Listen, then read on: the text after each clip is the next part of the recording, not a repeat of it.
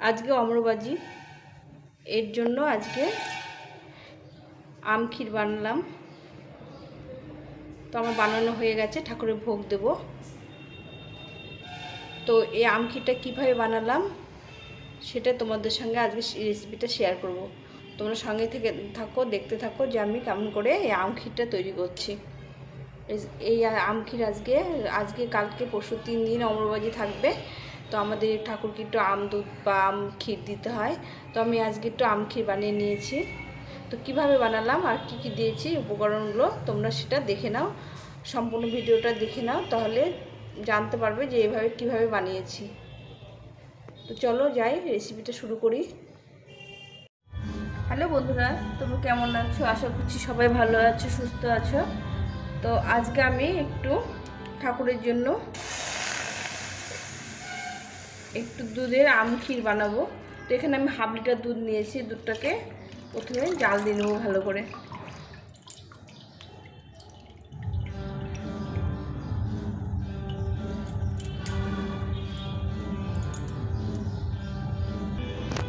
দুধটাকে এরকম ঘন করে জাল দিয়ে নিতে হবে, একদম শুকিয়ে ফেলতে হবে দুধটাকে ভালো করে জাল দিয়ে। তো দুধটা জাল দিয়ে কতটা শুকিয়ে গেছে, একদম কমে এসছে। এরকম ঘন করে জাল দিয়ে নিতে হবে। আরও কিছুটা, এটা ডবল টন দুধ আছে। এভাবে ভালো করে জাল দিয়ে ঘন করে নিতে হবে। এরপর এর মধ্যে এই চিনি দিয়ে, একটু চিনি নিয়েছি, চিনিটা দিয়ে দেবো। এখানে 2-3 চামচ চিনি আছে, 3 চামচ মতো চিনি আছে। দিয়ে আবার ভালো করে জাল করে নিতে হবে।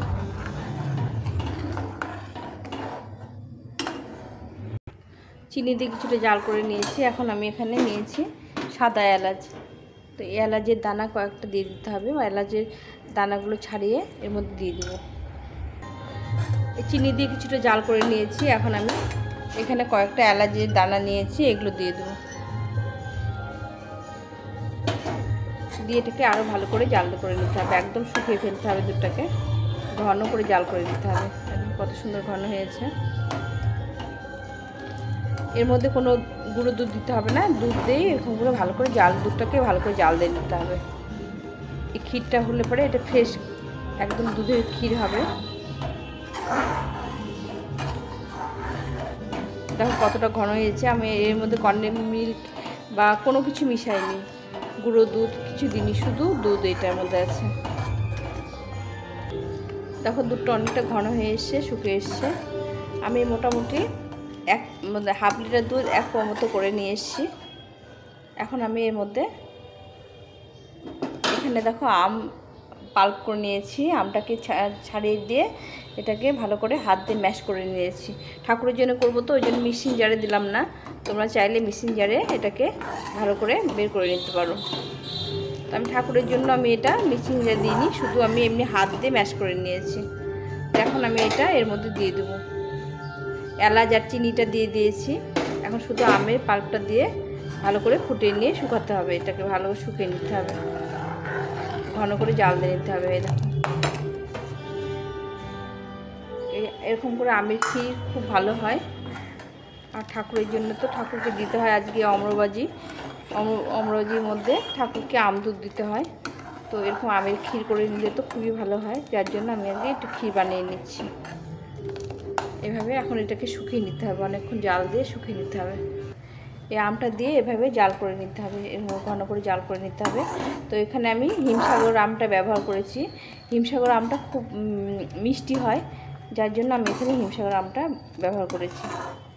তো বন্ধুরা এভাবে আস্তে আস্তে করে জাল দিয়ে ঘন করে ক্ষীরটা বানিয়ে নিতে হবে। দেখো অনেকটা শুকিয়ে গেছে, এই যেখান থেকে ছিল সেটা নেমে গেছে, অনেকটা কমে গেছে। তো এইভাবে জাল দিয়ে নিতে হবে, সুন্দরভাবে ক্ষীর বানিয়ে নিতে হবে। তো বন্ধুরা দেখো ক্ষীর হয়ে গেছে, একদম সুন্দর দানা দানা হয়ে গেছে, আমটার সঙ্গে সুন্দরভাবে জাল হয়ে গেছে। তো তোমরা একটা আমি টিপস দিই, আম দেওয়ার আগে চিনিটা দিয়ে দিবে। আম দেওয়ার আগে চিনি দিলে কি হবে, দুধটা কাটার ভয়টা কম থাকবে। দেখো দুধটা কাটেনি, কত সুন্দর হয়েছে, একদম ক্ষীর হয়ে গেছে। দেখো আমগুলো জাল হয়ে গেছে, সুন্দর ক্ষীর হয়ে গেছে, দেখো একদম ঘন হয়ে গেছে আমার, এটা মোটামুটি হয়ে এসছে। এখন আমি এটাকে নামিয়ে দিয়ে ড্রাই ফ্রুট দিয়ে আর আম দিয়ে এটাকে করব। কত সুন্দর হয়েছে, দেখো ঘন ক্ষীর হয়ে গেছে, দুধটা আর আমটা মিশে গেছে একসঙ্গে, আমের দুধে মিশে গিয়ে ক্ষীর তৈরি হয়ে গেছে, একদম ঘন দরদরা হয়েছে। এটা ঠান্ডা করে নিয়ে তারপরে এটাকে একটু ড্রাই ফ্রুট দিতে হবে।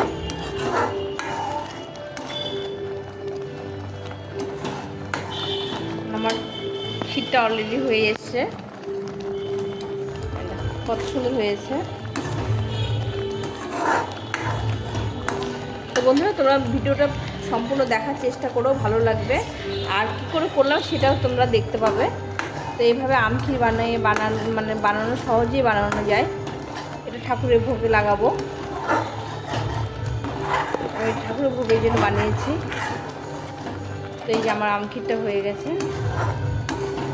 এখন একটু নামিয়ে দেবো, একদম কমপ্লিট হয়ে গেছে। দেখুন এই যে আমার ক্ষীরটা হয়ে গেছে, এখন আমি এটা বাটিতে উঠে নেব। দেখো কত সুন্দর ক্ষীর হয়েছে। এইভাবে আম ক্ষীর বানালে ঠাকুরের ভোগের জন্য বানিয়ে নিলাম, কত সহজে আর কত সুন্দরভাবে তৈরি হয়ে গেল তোমরা দেখো। তো বন্ধুরা এই যে আম ক্ষীর হয়ে গেছে, এখন আমি এখানে কিছু কাজু বাদাম কুচি করে রেখেছিলাম, এটা দিয়ে দেব গার্নিশের জন্য। আর ড্রাই ফ্রুট দিলে ক্ষীরটা ভালো হবে, ওর জন্য একটু ড্রাই ফ্রুট দিয়ে দেব।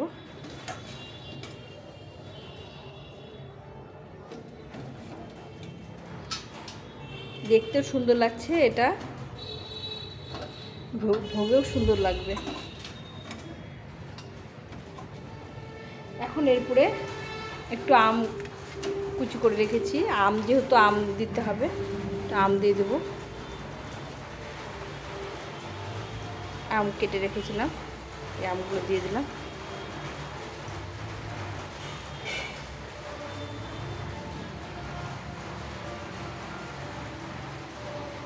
তো এটাকে ভালো করে ঠান্ডা করতে হবে, ঠান্ডা করে রেখে এখন তৈরি করলাম, ঠান্ডা করে ঠাকুরের ভোগ লাগাতে হবে।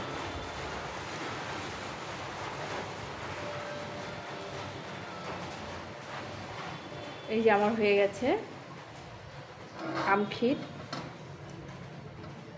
এরকম করে আমের ক্ষীর বানিয়ে দিলে খুব ঠাকুরের ভোগে খুব ভালো লাগবে।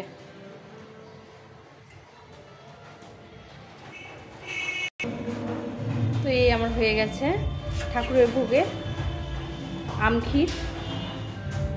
তোমরা কারা কারা এরকম ঠাকুরকে অম্রবাজির মধ্যে আম ক্ষীর বানিয়ে দাও অবশ্যই কমেন্ট করে জানিও। আর আমার রেসিপিটা কেমন লাগলো সেটাও অবশ্যই কমেন্ট করে জানিও। যদি ভালো লেগে থাকে লাইক কমেন্ট শেয়ার করো, আর নতুন বন্ধুরা চ্যানেলটিকে সাবস্ক্রাইব করে পাশে থেকো। তো এইভাবে আমি আম ক্ষীর বানিয়ে নিলাম।